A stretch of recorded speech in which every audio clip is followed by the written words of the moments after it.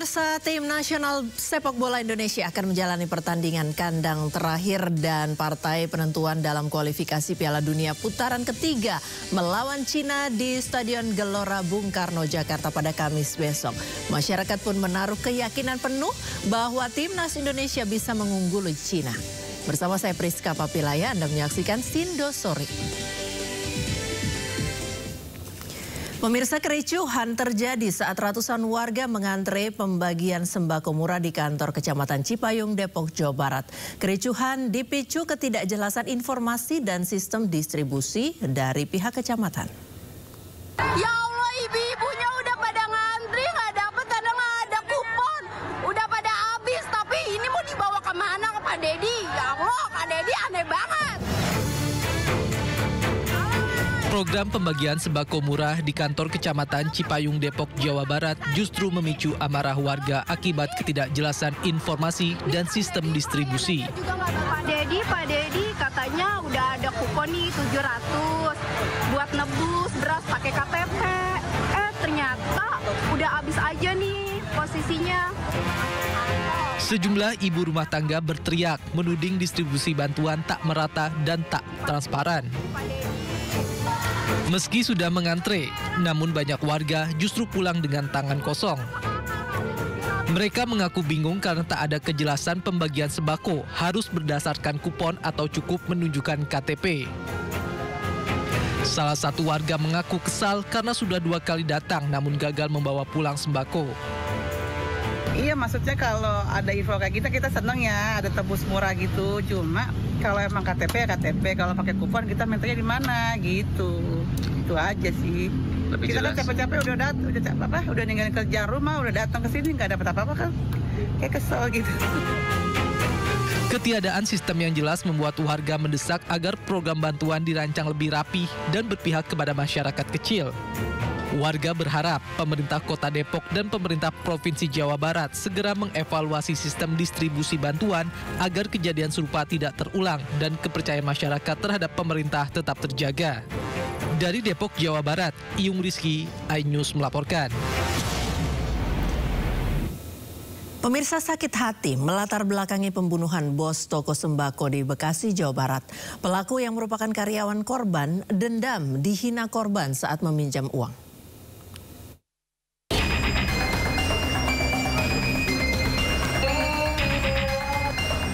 Motif pembunuhan bos sembako di Bekasi, Jawa Barat terungkap. Pelaku yang merupakan pegawai toko sembako mengaku sakit hati dihina korban saat ingin meminjam uang. Usai menganiaya korban hingga tewas, pelaku membawa kabur uang puluhan juta rupiah milik korban, handphone, dan motor operasional. Terhadap tersangka,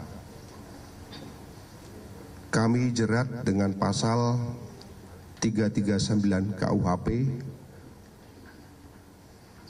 dengan ancaman hukuman maksimal seumur hidup dan atau 20 tahun penjara. Tewasnya korban diketahui istri dan anaknya karena curiga korban tidak menjawab saat ditelepon. Pelaku terancam 20 tahun penjara. Tim Liputan iNews melaporkan. Kita ke kasus tewasnya Pratama Wijaya, mahasiswa Universitas Lampung usai diksar kampus. Pemirsa, keluarga menuntut keadilan. Ibu korban melaporkan dugaan penganiayaan oleh senior kampus yang merenggut nyawa putranya.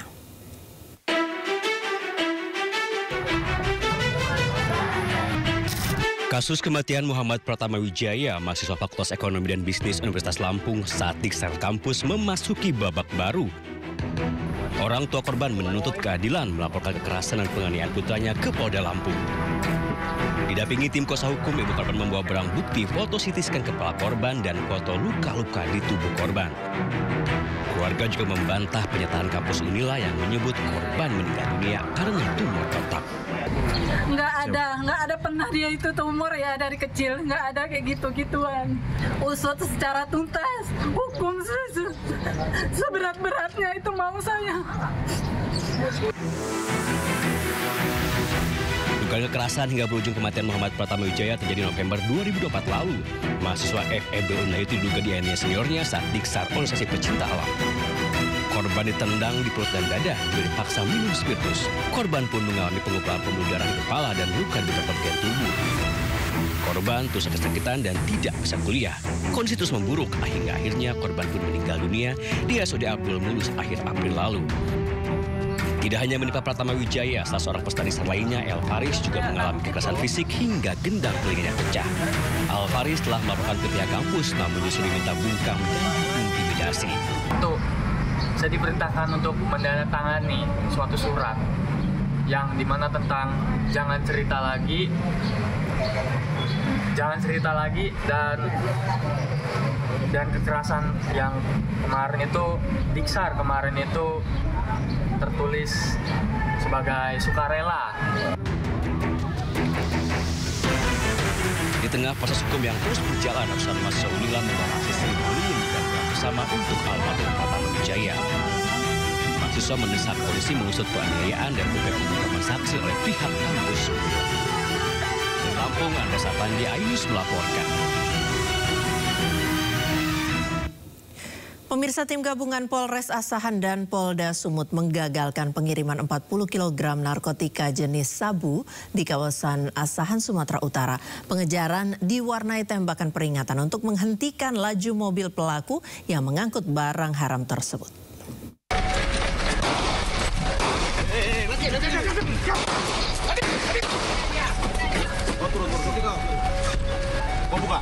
Ini pegang. Tim gabungan Satres Narkoba Polres Asahan dan Polda Sumatera Utara menghentikan laju mobil pelaku di Jalan Lintas Sumatera, Kabupaten Asahan, Sumatera Utara.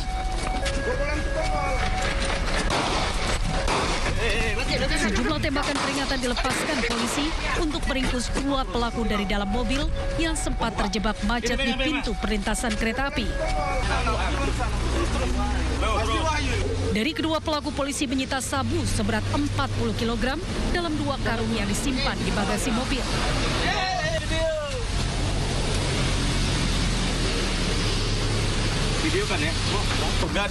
Sabu yang dibawa dari Tanjung Balai rencananya akan diantar ke seseorang diduga oknum prajurit TNI Kodim 0203 Indragiri Hulu, Pekanbaru Riau, berpangkat Serma YA yang memerintahkan pelaku.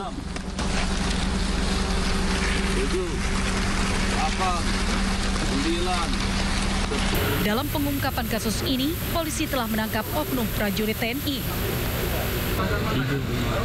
Guna mempertanggungjawabkan perbuatannya, pelaku terancam hukuman 20 tahun penjara. Dari Medan, Sumatera Utara, Aminur Rashid, iNews melaporkan. Sementara itu, pemirsa, Ditpol Airut Polda Kepulauan Bangka Belitung menemukan narkotika jenis sabu tidak bertuan di pinggir pantai Belinyu, Bangka. Narkotika jenis sabu seberat 12 kg dikemas dengan bungkus teh Cina di dalam kulkas bekas.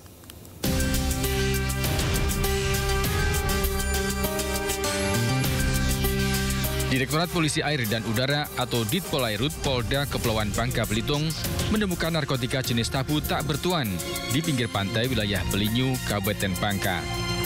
Penemuan ini berawal dari informasi warga yang curiga sebuah box kulkas bekas yang terdampar di pantai. Setelah diperiksa, di dalam box terdapat 17 bungkus teh Cina. Barang bukti diduga berupa sabu dengan berat 12 kg ini diamankan di Mako Ditpol Airut. Barang yang dibungkus dengan teh, jadi seolah teh, itu ada kurang lebih 17. Hasil pemeriksaan ternyata 12 berisi sabu, kemudian 5 kosong, dan juga ditemukan adalah tempat freezer. Diduga barang haram senilai lebih dari 10 miliar rupiah ini didatangkan dari Riau untuk diedarkan di Provinsi Bangka Belitung. Dari Pangkal Pinang, Bangka Belitung, Haryanto, iNews melaporkan. Pemirsa, Presiden Prabowo Subianto mengatakan ada pihak asing yang tidak suka jika Indonesia bersatu. Mereka berusaha memecah belah Indonesia dengan membiayai sejumlah lembaga swadaya masyarakat atau LSM untuk mengadu domba. Saya mengajak sekali lagi pernyataan Presiden Prabowo dilontarkan saat memberikan arahan pada upacara peringatan Hari Lahir Pancasila di halaman Gedung Pancasila, Jakarta, Senin kemarin. Presiden Prabowo menjelaskan adanya upaya asing mengganggu Indonesia melalui lembaga-lembaga swadaya masyarakat yang terus mengganggu jalannya pemerintahan, baik melalui berita bohong ataupun fitnah. Saya mengajak sekali lagi seluruh rakyat Indonesia bersatu. Perbedaan jangan menjadi sumber gontok-gontokan. Ini selalu yang diharapkan oleh bangsa-bangsa asing, kekuatan-kekuatan asing yang tidak suka Indonesia kuat, tidak suka Indonesia kaya. Ratusan tahun mereka datang, ratusan tahun mereka adu domba kita, sampai sekarang dengan uang mereka membiayai LSM-LSM untuk mengadu domba kita. Mereka katanya adalah penegak demokrasi, HAM, kebebasan pers, padahal itu adalah versi mereka sendiri. Saudara-saudara sekalian, saya tidak mengajak bangsa Indonesia untuk curiga sama bangsa asing. Kita tidak boleh dipermainkan oleh bangsa manapun. Kita ingat kata-kata proklamator kita, bangsa Indonesia harus berdiri di atas kaki kita sendiri. Saudara-saudara sekalian, para pemimpin kita adalah manusia. Para pemimpin kita banyak kelemahan dan kesalahan. Tapi janganlah kita lupa, sekali-sekali jangan kita lupa jasa-jasa mereka. Jangan kita lupa prestasi-prestasi mereka, prestasi semua pemimpin kita. Sementara Kepala Kantor Komunikasi Kepresidenan Hasan Nasbi menjelaskan Presiden tentunya punya data akurat tentang keberadaan LSM yang dibiayai asing dan bertujuan mengganggu pemerintahan.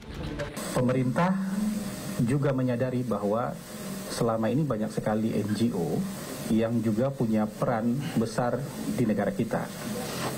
Yang punya peran dalam pendidikan, yang punya peran dalam isu-isu sosial, isu-isu toleransi, isu-isu kemanusiaan. Banyak juga lembaga-lembaga swadaya masyarakat yang punya kepedulian terhadap isu-isu itu.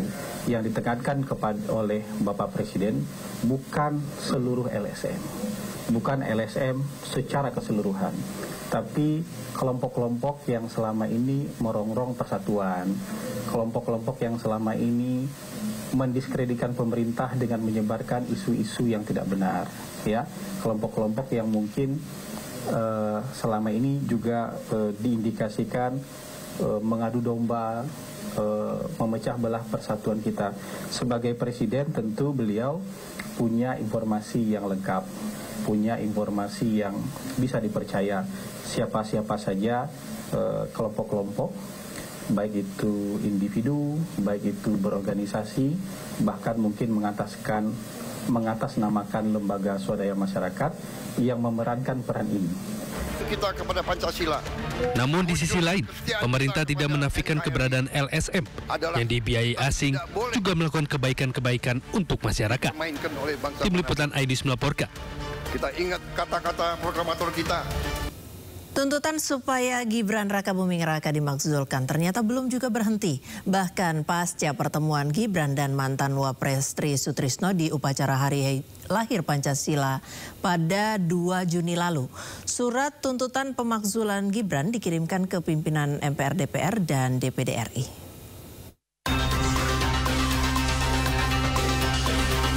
Polemik pemakzulan Wakil Presiden RI Gibran Rakabuming Raka terus bergulir. Forum Purnawirawan Prajurit TNI kembali mengusulkan Wakil Presiden RI Gibran Rakabuming Raka dimakzulkan dari jabatannya. Para purnawirawan ini bahkan mengajukan surat kepada MPR, DPR, dan DPD RI Senin kemarin agar parlemen mempertimbangkan usulan ini. Terdapat 8 poin sikap surat tersebut. Salah satu yang didorong adalah pemakzulan Gibran. Forum Purnawirawan Prajurit TNI siap dipanggil oleh ketiga lembaga ini untuk menjelaskan surat tersebut.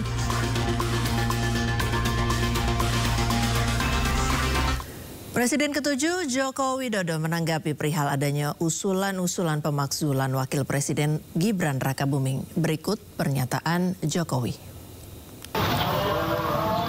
Wah, usulan ya boleh-boleh saja dalam negara demokrasi seperti kita.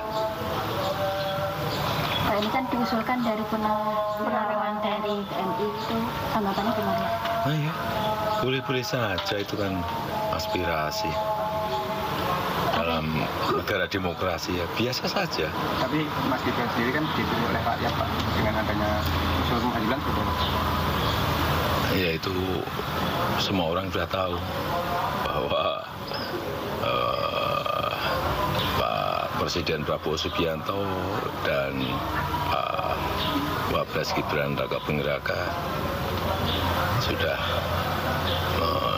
mendapatkan mandat dari rakyat lewat pemilihan umum. Dalam dialog Sindo Prime pada Selasa 3 Juni 2025, Sekretaris Forum Purnawirawan Prajurit TNI Bimo Satrio menegaskan tidak ada niat untuk memecah belah dengan usulan pemakzulan Gibran. Upaya ini justru sebagai bentuk kepedulian terhadap kondisi bangsa. Pernyataan ini menanggapi argumen Wakil Ketua Umum Projo Alex Damanik yang khawatir usulan pemakzulan bisa memecah belah bangsa. Hak konstitusional ya, berkumpul, berorganisasi, menyatakan pendapat ya sah-sah saja, tetapi ketika ini menjadi sebuah misalnya gerakan pemakzulan itu yang dilarang atau bertentangan dengan undang-undang, karena apapun ceritanya ya Prabowo Gibran ini ya walaupun Gibran difokuskan kepada Gibran, ini kan secara konstitusional sudah sah, sudah banyaklah forum-forum yang membicarakan ini, pengamat-pengamat. Tetapi yang perlu saya tegaskan di sini, ini juga kan sudah disampaikan kepada Presiden Prabowo ya. Saya percaya sebagaimana pidato Pak Presiden Prabowo kemarin ya, beliau menitik beratkan juga kembali ya, beliau ini kan seorang pemimpin yang mengutamakan persatuan dan kesatuan. Beliau selalu mengatakan tidak ada negara yang maju kalau pemimpinnya, kalau tokoh-tokohnya itu tidak bersatu. Ya.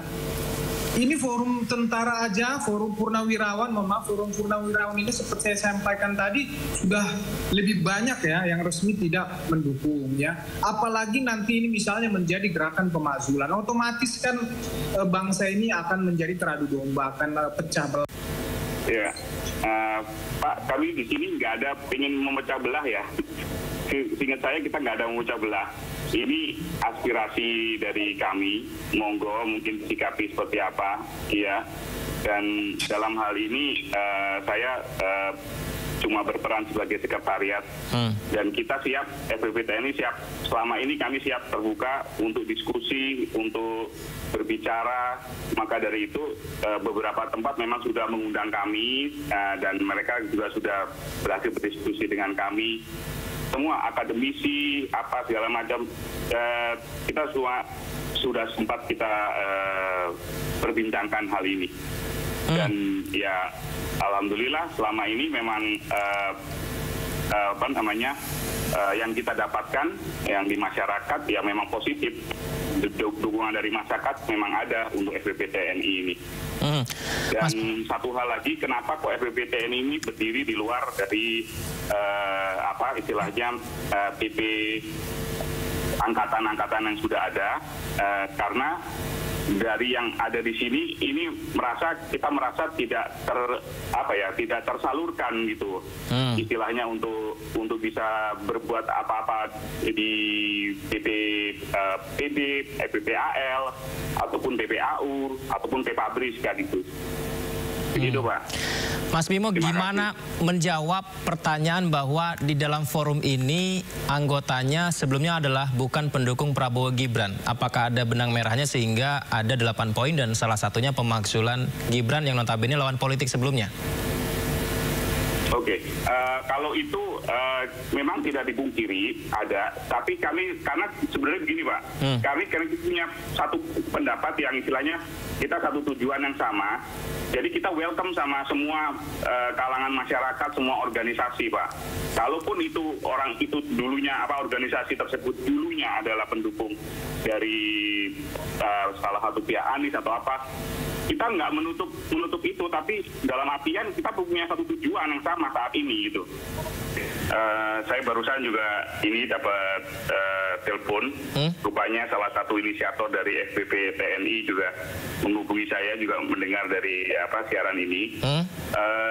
Jadi satu hal yang saya tekankan, kita dari reformasi kita berusaha memerangi yang namanya KKN ya, korupsi, kolusi dan nepotisme. Tapi kita sendiri tahu di zamannya Pak Jokowi ini terjadi itu, dan ini yang berusaha untuk kita coba perangi gitu. Dalam artian nepotisme ya kita tahu, anaknya, mantunya, adik iparnya segala macam. Jadi ini sudah di luar komitmen dari reformasi kita untuk memerangi korupsi, kolusi dan nepotisme. Itu satu. Dan kemudian saya juga dapat ada ini, kalau pemakzulan itu tidak dilarang, tapi dalam undang-undang memang ada keterbatasan. Makanya itu perlunya amandemen ini yang nomor 1 ini. Sebenarnya ini pembuka, istilahnya kalau amandemen 1 terbuka, ini misalnya mohon izin presiden siap untuk dekret presiden amandemen kembali ke Undang-Undang Dasar 1945 asli. Ini sudah bisa, maksudnya bisa terbuka. Semua kita bisa perangi, kita bisa bersihkan itu. Kita bisa kembali lagi. Nah itu salah satu ininya, Pak. Agak anti klimaks Mas Yudi. Kenapa? Karena yang hanya diajukan hanya poin ke-8 saja, seperti itu. Dari 7 poin yang lain yang menurut saya, walaupun saya nggak sepakat sebagian besar, tapi ada poin-poin yang cukup positif. Misalkan soal proyek strategis nasional harus ditinjau ulang, itu kan bagus tuh. Kemudian soal misalkan ada evaluasi soal peranan Polri untuk dikembalikan ke Kaptipnas di bawah Kemendagri, oke, dikaji dulu gimana. Itu kan hal-hal yang menurut saya relevan dan langsung ya menyentuh permasalahan, atau menteri-menteri yang memang nggak maksimal di reshuffle. Tapi kalau udah ada embel-embel kita dukung Hasta Cita tapi tidak IKN, nah itu udah agak lain itu, Bang Freddy nanti ketawa dia. Kemudian kita reshuffle menteri-menteri yang misalkan dekat dengan keluarga Solo, Bang Freddy makin senyum dia, seperti itu. Atau nanti pemakzulan Mas Gibran keluarga Solo lagi, seperti itu. Jadi maksud saya supaya tuntutan ini benar-benar objektif, diperjuangkan saja sampai mana nanti urusan lain. Karena apa? Karena kalau terlalu kuat dosis politiknya, publik juga akan menjauh, dan ini akan layu sebelum berkembang kalau menurut saya ya. Jadi menurut saya akan lebih ideal, lebih baik kalau masukan-masukan yang bagus tadi di follow up terus, walaupun nanti ujungnya seperti apa nggak masalah, tapi ini bukti konsistensi, komitmen ya, loyalitas perjuangan para purnawirawan untuk memperjuangkan semuanya. Karena kalau udah salah satu, salah dua saja, ini akan jadi tanda tanya besar ya, seperti itu sebagai pengantar. Mas Agung, kalau misalnya tadi saya ingat Mas Bimo bilang bahwa yang nomor satunya adalah mengembalikan kepada undang-undang, jadi runutan berikutnya itu juga harus semuanya kembali ke undang-undang, sehingga poin ke-8 dianggap tidak sah ketika terpilih sebagai wapres begitu. Nah ini apakah bisa sangkut pautnya ke situ, Mas Agung? Iya, masalahnya poin nomor 1 saya pribadi aja nggak setuju, misalkan kembali ke Undang-Undang Dasar 45. Saya pribadi, tadi kan juga di Jogja banyak yang nggak setuju juga poin nomor 1. Artinya ya tadi maksud saya, ya nanti kalau misalkan ini ada penolakan ya poin yang lain diperjuangkan, seperti itu. Dan ini menjadi bahan masukan kepada pemerintah juga. Artinya apa? Kan pengennya ada yang ditindaklanjuti. Nah kalau misalkan ada 2-3 poin yang ditindaklanjuti kan bagus. Artinya forum purnawirawan ini produktif. Sehingga tidak hanya fokus satu poin. Kalau satu poin kemudian hilang, nggak ditindaklanjuti kan selesai forum ini. Jadi maksud dari 8 poin, mana nih yang bisa kita komunikasikan, negosiasikan. Poin-poin yang make a sense, yang rasional untuk dikerjakan oleh pemerintah hari ini. Misalkan nih, tadi menteri-menteri yang bermasalah kinerjanya nggak maksimal ya di reshuffle. Seperti itu. Oh, misalkan poin 8, jangan pemakzulan lah. Satu waktu saya kemarin dalam satu forum Purnawirawan dengan Mas Gibran ketemu seperti itu. Ada masukan nggak buat Mas Gibran? Misalkan nih soal kinerja Mas Wapres yang belum maksimal. Dari forum Purnawirawan apa masukannya? Artinya apa? Ada diskusi dua arah, ada pendekatan dari hati ke hati. Maksud saya ke situ, Mas Yudi. Supaya apa? Supaya forum Purnawirawan ini lebih produktif. Kalau hanya sebatas 8 poin, kemudian akhirnya fokus satu poin pun akhirnya tidak ada bentuknya, tindak lanjutnya, ya mubazir kan seperti itu dengan apa yang sudah dilakukan sejauh ini. Seperti itu sih. Untuk mengoptimalkan pembelajaran siswa, pemerintah Provinsi Jawa Barat menetapkan jam masuk sekolah serentak pukul 6.30 untuk semua jenjang. Informasinya usai jeda, tetaplah di Sindo Sore.